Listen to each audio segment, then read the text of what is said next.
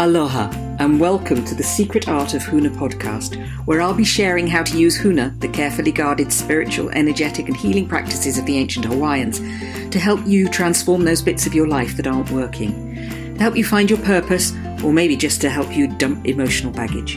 I'm Dr. Jane Lewis, and 20 years ago I was burnt out, depressed, unfulfilled, disappointed, directionless and deeply, deeply miserable. Huna enabled me to change all that, and so I now share it with whoever wants to experience a more joyful, fulfilling life. Well, good afternoon and aloha, and welcome to today's conversation, which is all about how to take control of your thinking. For those of you who don't know me, I'm Dr. Jane Lewis. I'm the founder of Secret Art of Huna, and I've been teaching Huna, the spiritual and energetic practices of the ancient Hawaiians, for about 15 years. I've been studying for about 20 years. And for those of you who do know me, welcome. You're very welcome to today's conversation. So if you want to participate in the conversation and you're on the Facebook Live, then do just click. It'll ask you. The system will ask you in the box. Just click on that and give permission for eCam to allow you to communicate with me, and then we can talk. So I wanted to talk about taking control of your thinking, because it's such an important part of how we can really develop and manage our lives. So teaching Huna as I do, the processes in Huna are really, really fast. They're brilliant, high-speed healing processes. In fact, one client described them to me as rocket fuel. She goes into a Huna process and within seconds, minutes, whatever she's dealing with, it's done. And there's a change in her system. So if Huna is rocket fuel, why don't we just use that? Well, yeah, it is rocket fuel, and using the tools and techniques and processes that I often teach is an brilliant way of very quickly solving things that are going on for you. But actually thinking about your thinking and taking control of your thinking is a powerful way of ensuring that whatever it is you've had to heal doesn't crop up again. So that's what we're talking about today. It's how to stop a repetition of old stories and old patterns. People who feel really secure and fulfilled in themselves, that's what they do. It's one of the ways of feeling secure and fulfilled in yourself. Heal up what needs to be healed, and then pay attention to your thinking and how you might be creating situations for yourself so that you know what's going on. Stephen Covey, brilliant writer, wrote about taking control of the things that you can take control of. So understanding what you do have control in your life and taking control of that, understanding what you can influence in your life and influencing where you can, and really letting go of the rest. Because he understood that one of the things you do have control of, should you so choose to adopt tools and techniques for taking control of it, is your thinking. The Serenity Prayer, which was adopted by Alcoholics Anonymous and the various anonymous organizations, by a guy, his surname's Niebuhr. The original prayer was, give me the courage to change what needs to be altered, the serenity to accept what cannot be helped, and the insight to know the one from the other. So again, it's about our thinking. It's about understanding what we can control, understanding what we can't, knowing the difference, and working only where we can change things, only where we have control. So how do you do that then? What are the models that you can use for doing that? For me, one of the most useful models is what I call the 4 E's. So, and I've talked about this in quite a few other videos, but I wanted to really focus in on this, to zoom in on this time. So the 4 E's are event, evaluation, emotion, and expression. So we have an event, something happens, and we are permanently evaluating our experience. We do this all the time. Everything that's happening to us at a very unconscious level, we are evaluating our experience. And we evaluate our experience based on the filters, the deep psychological filters that we have, beliefs that we have about ourselves, beliefs that we have about the way that life is organized, the world around us is organized. We evaluate on the basis of spiritual beliefs. We evaluate on the basis of how our physical body is feeling at any given time. People who have life-challenging illnesses will evaluate in a very different way than people who are fit and healthy and bouncing around the place.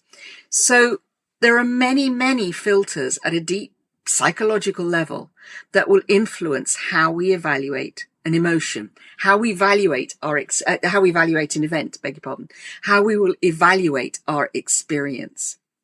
And depending on how we evaluate our experience, that is going to then impact on the emotion that arises. Because if I have an experience and I'm feeling good about things, then the emotion that's going to arise is going to be happy or joyful or bouncy or whatever. But if I have an experience and I evaluate it in a negative way, then what's going to happen is the emotions that are going to arise tend to be negative. They tend to be fear or anger or frustration or unhappiness. And therefore, the way that we interpret and filter all that information into our own behavior, the way we express ourselves in the world, is going to be influenced by these two main things, the evaluation and the emotion that bubbles up depending on how we evaluate the event. And that experience, then, that expression influences the next time round. So take an example. When I was at school, I was bullied. I've talked a lot about this. And one of the bullying things that they did to me was they would put me into Coventry. Coventry is an old expression for when you don't talk to somebody, you just exclude them and you don't talk to them. And this happened to me quite a lot over the 10 years that I was at boarding school. So my experience, and I was at all girls schools. So my experience of being with girls and then with women, because of this experience that I had, because that was what happened to me quite frequently, I would evaluate groups of women. The emotion that would come up would be either fear or insecurity, because in my experience, groups of women would be mean to me, would be unkind. They'd put me in Coventry, they'd bully me. And therefore, every time that I came to a new group of women, I would go in there with the mindset that this was not a good place to be, that this would be unsecure, that they would do something, they would bully me, they would put me into Coventry. And because of that evaluation, because of that prejudgment on my part, a couple of things happened. One was that for years, I absolutely hated hanging out with women because I was terrified at some level that they would put me into Coventry or bully me. It's taken years of healing work on my part to change that experience so that now, mostly when I go into groups of women, I feel okay. I feel composed. I feel good about myself, particularly if I have a position of authority. Hi, Chantal. Good to see you. Particularly if I feel I have a position of authority or a position of knowledge or something to share, because I love sharing what I know, or where I'm kind of, grey-haired, wise old girl. That's good, because I can be confident. I can be there and I can be, yeah. When I go into groups where I don't have that kind of role, that kind of position, that's when the old experience can come up and bite me in the bum. And this happened recently in a group I was in. I felt it was a new group of women that I joined. It was a Facebook group. And I felt quite disconnected, and I couldn't understand why I would feel disconnected. Had lots going for it. It was a small group. It was an intimate group. It was being really well managed by the facilitator, everything going for it. But something in me felt disconnected. And it was only when I started to explore that I realized that what was going on was this old pattern of assuming that women would put me into a silent place or disconnect from me or leave me out. All these experiences I'd had, which was the way that I judged these women. Up came the emotion, not strongly because I've done a lot of healing work, but it was still there. And therefore, every time I went into this group, I would prejudge what their reaction to me would be. I would completely delete the fact that they were actually being very welcoming. I would completely delete the fact that they would ask my opinion. No, couldn't see it at all. And then when I was thinking about this disconnection and talking with my coach about it, realized what the background to it was, did some healing work. And the last time I went to that group, I was really surprised because they were welcoming. They said hi. They asked me for information. I shared something. They were grateful.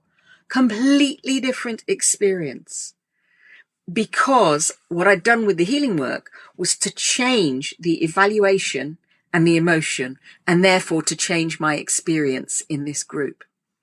So that's how this cycle plays out. And the healing work helps with changing the cycle. But there are other things that we can do as well. Do the healing work, change our beliefs about ourselves which are usually based on experiences we've had in the past, often in childhood, not always in childhood, but often in childhood. But another piece that we can do is to listen to the language that we use with ourselves. So with these ladies in this group, the language I was using with myself was language around disconnection, not feeling part of it. If I'd noticed my own language and started to change it and change my thinking as to, rather than, oh, how disconnected I feel in this group, change my thinking to, what can I do that would make me feel more connected with this group? Slight change in language, but it changes the whole feeling. It changes the emotion and it changes the experience. So listening to our language, listening to our coulda, shoulda, woulda, particularly the shoulda and the woulda. You know, I should do this. It puts a lot of pressure on us. It sort of lights up our imposter syndrome and our perfectionist and our inner critic and all those other little inner voices that we have going when we start shoulding ourselves. Or when we start coulding, I could have done that, but I didn't. Then there's almost a blame attached to it. So listening to the language that we use with ourselves, listening to how often the inner critic, we give the inner critic free rein to me. You're not good enough. You're too stupid. You can't do this. You don't know who do this. Who are you to go into a group of strange women and try and connect with them? Those inner critic voices. Now, there's a lot you can do with the inner critic. One of the things is to understand its role. What's the inner critic trying to do for you? Very often, our inner critic is trying to keep us safe. It's trying to help stop us from being bullied or whatever the previous experience is. Very often that's part of its job.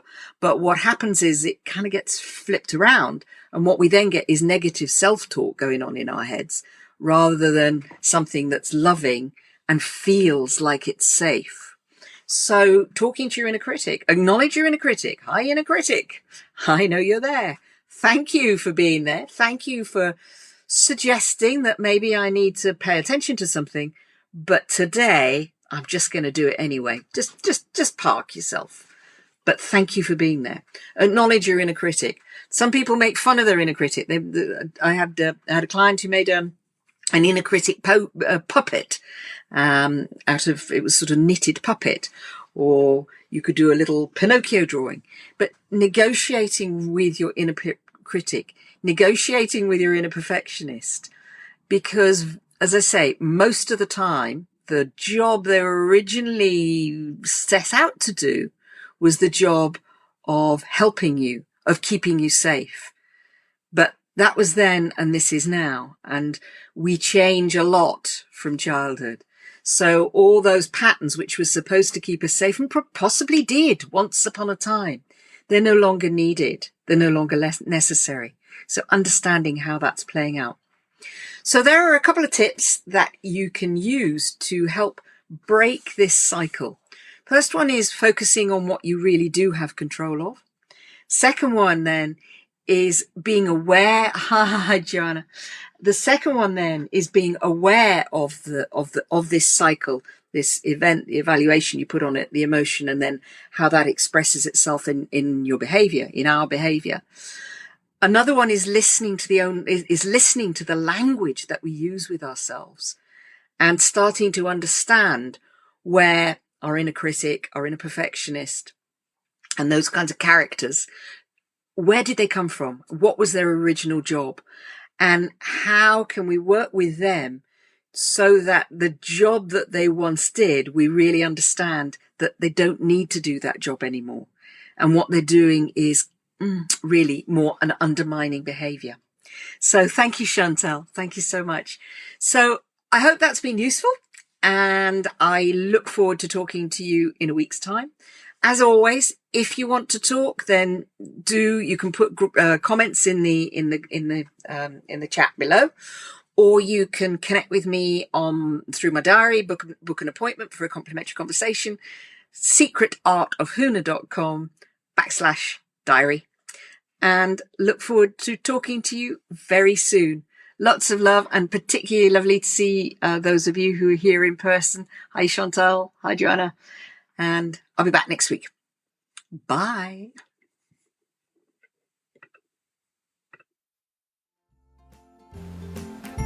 I hope you've enjoyed today's podcast.